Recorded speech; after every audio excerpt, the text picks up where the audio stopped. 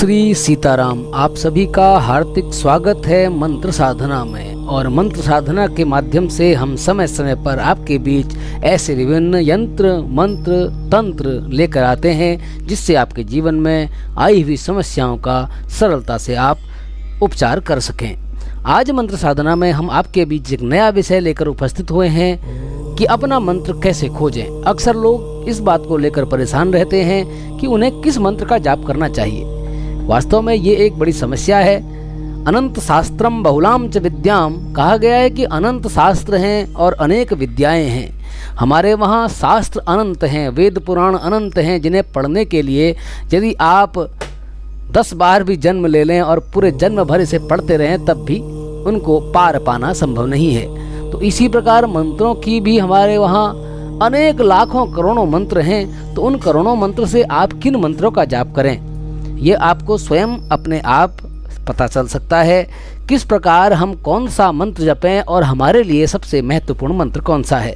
अक्सर लोग यह पूछते हैं फ़ोन से, व्हाट्सएप से, ईमेल से या कमेंट कर कि गुरुजी हमें आप बताइए कि आप तो बहुत सारे मंत्र बताते रहते हैं, तो हमें कौन सा मंत्र जपना चाहिए, इस बारे पर हमें विस्तार से बताइए। तो आज इस श्रृंखला के माध्यम से हम आपके बीच प्रस्तुत कर रहे हैं अपना मंत्र खोजने के 5 सरल तरीके, जिन तरीकों से आपको पता चल जाएगा कि आपको अपना मंत्र कौन सा जपना चाहिए।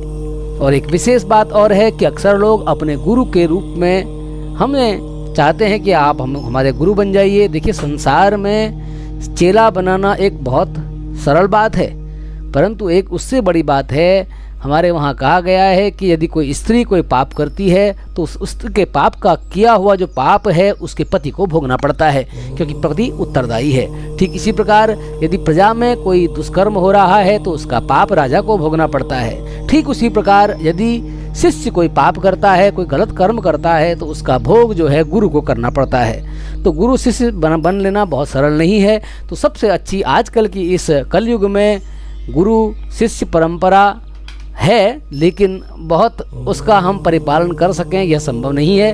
तो एक बहुत सरल विषय है, हनुमान जी को अपना गुरु मान लीजिए। जिस प्रकार तुलसीदास जी ने हनुमान जी को अपना गुरु माना था और हनुमान जी की कृपा से राम जी के उनको दर्शन हो गए थे, तो ऐसी विशेष। तो आज मंत्र साधना के माध्यम से हम आपको बता रहे हैं आप किस प्रकार अपने जो अनुकूल जो मंत्र है उसे किस प्रकार ढूंढें। तो जिस प्रकार तुलसीदास जी ने हनुमान जी को अपना गुरु माना था और उन्हीं की कृपा से तुलसीदास जी को राम जी के दर्शन हुए थे, ठीक उसी प्रकार आपको भी हनुमान जी को अपना गुरु मानना है। कोई भी साधना शुरू करनी है, कोई भी मंत्र शुरू करना है, तो पहले 10 बार हनुमान जी को याद करना है, 11 बार हनुमान जी का मंत्र पढ़ना है कि जय जय जय हनुमान गोसाई कृपा करहु गुरुदेव की नाही। कि हे हनुमान जी, आप मुझे गुरु की तरह मेरे ऊपर कृपा करें, क्योंकि हनुमान जी इस कलयुग में हर जगह विराजमान हैं। अन्य सभी देव देवता इस पृथ्वी लोक को छोड़कर चले गए थे, लेकिन हनुमान जी पर राम जी की कृपा हुई और उनको आशीर्वाद मिला कि हनुमानश्च विभीषण, कि हनुमान जी और विभीषण जी, इसी प्रकार अन्य बहुत से कुछ देवता या जो ऋषि रहे वो इस पृथ्वी पर हैं और उसमें हनुमान जी बड़े शक्तिशाली माने गए हैं। राम जी के परम सेवक हैं, जिस पर हनुमान जी कृपा करते हैं उस पर अवश्य ही कृपा होने लगती है। तो आइए हम अपने इस विषय को आगे बढ़ाएं कि किस प्रकार आपने अपने मंत्र ढूंढने हैं। मंत्र की परिभाषा को जान लेना बड़ी अति आवश्यक है। मंत्र है क्या? देखिए, मंत्र एक ऐसा शब्दों का समूह है जिसे दोहराने से या जिसे जपने से तत्काल अंतरिक्ष से एक सकारात्मक ऊर्जा आपके चारों तरफ उपस्थित हो जाती है। तो एक छोटा सा शब्दों का समूह जिसे पढ़ने से आपके चारों तरफ तत्काल ऊर्जा का प्रभाव होने लग जाता है, उसे को मंत्र कहा जाता है। मंत्र न केवल आपके अवचेतन मस्तिष्क में प्रकाश डालते हैं, बल्कि उन मंत्रों द्वारा आपके पूरे शरीर के अंदर जो भी चीज़ें छिपी हुई हैं, जो विज्ञान छिपे हुए हैं, उनका खुलासा होने लगता है।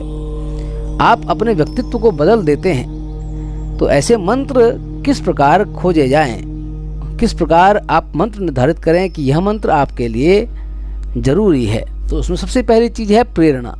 मंत्र का गहरा व्यक्तिगत अनुभव होता है। अन्य लोगों से प्रेरित होकर विभिन्न मंत्रों के साथ आप खेल सकते हैं या उन्हें जप सकते हैं। चाहे ओम जपना शुरू करें या कोई अन्य मंत्र भी, तो उसे आप क्यों जपें, क्यों आप मंत्र को जपना चाह रहे हैं। विभिन्न मंत्रों के साथ यदि आप बहुत सारे मंत्र पढ़ रहे हैं तो पहले आपको ये जानना है कि आपकी इच्छा क्या है। देखिए, कोई भी आप कार्य करते हैं तो उस कार्य को करने से पहले उसका उद्देश्य क्या है वह जानना अति आवश्यक है, क्योंकि ऐसा कोई कार्य जिसका कोई उद्देश्य न हो वो उद्देश्य नहीं, वो भटकाव है। जिस प्रकार आपको एक ट्रेन में बैठना है परंतु आपको यही पता नहीं कि आपका गंतव्य क्या है तो उस ट्रेन पर बैठना बेकार है। ठीक उसी प्रकार सबसे पहले मंत्र को पढ़ने से पहले, उसकी साधना करने से पहले आपको यह जानना है कि आपको क्यों मंत्र को जप रहे हैं, उसका क्या प्रभाव है और किस प्रकार उसको करना चाहिए, उसका क्या प्रभाव है, उसका उद्देश्य क्या है, यह जानना अति आवश्यक है।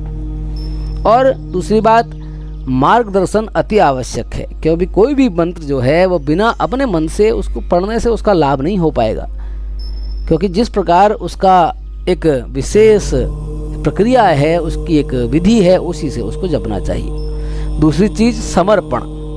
कोई भी मंत्र पढ़ें तो पहले आपको समर्पित होना अति आवश्यक है, क्योंकि मंत्र जो हैं वो भावना से काम करते हैं, और क्योंकि मंत्र जो हैं वो देवता जो है मंत्र के अधीन हैं और मंत्र जो हैं वो आपके अधीन है। परंतु जब देवताओं को यदि खुश करना है, क्यों कहते हैं कि भाव मिच्छन्त देवता, इसलिए आपके मन में भाव और विश्वास होना अति आवश्यक है।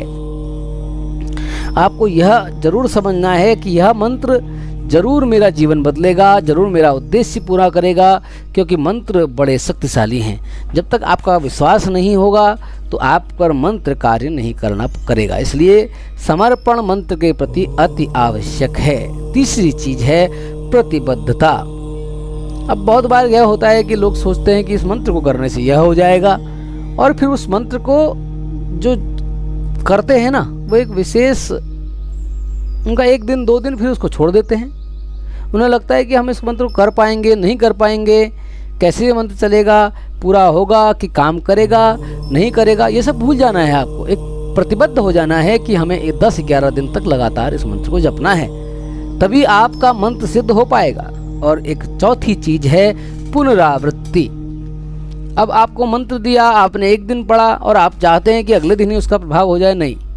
देखिए, साधना जो होती है, मंत्र साधित किए जाते हैं और साधना के बिना मंत्र काम नहीं करते। तो यदि आपको मंत्र का फल चाहिए, मंत्र कैसे जपना है, तो चौथी चीज है पुनरावृत्ति। जब आपने देखा होगा कक्षा में जब कोई बच्चे को शिक्षक पढ़ाते हैं तो बार बार एक ही चीज को दोहराते हैं, क्योंकि दोहराने से आपके मन का भटकाव समाप्त हो जाता है और बार बार आपका ध्यान लगने लगता है।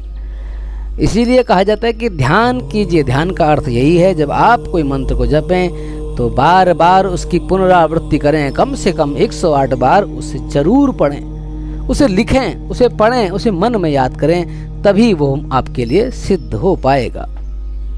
और 5वीं चीज यह है कि जो मंत्र है उस पर आपको, जब आप मंत्र जो 4 चीजें करने लगेंगे, पहली चीज थी प्रेरणा, अच्छी प्रेरणा होनी चाहिए, समर्पण होना चाहिए, प्रतिबद्धता होनी चाहिए, पुनरावृत्ति होनी चाहिए, तो मंत्र अवश्य ही सिद्ध हो जाएगा। वो मंत्र आपका हो जाएगा, वो मंत्र आप पर प्रभाव करने लगेगा, वो मंत्र जीवंत हो जाएगा, उसका प्रभाव आपको मिलने लगेगा। आपको विश्वास जरूर करना पड़ेगा और आप विश्वास करेंगे और 100% वह मंत्र आप पर कार्य करने लगेगा। तो ये मंत्र को प्रतिबद्धित करने की, मंत्र को किस प्रकार आप करें, कैसे उसको आपका विश्वास जगे और कौन सा मंत्र आपके लिए आवश्यक है, ये चीज़ें अति आवश्यक हैं। आप सभी का कल्याण हो। जय जय सीताराम।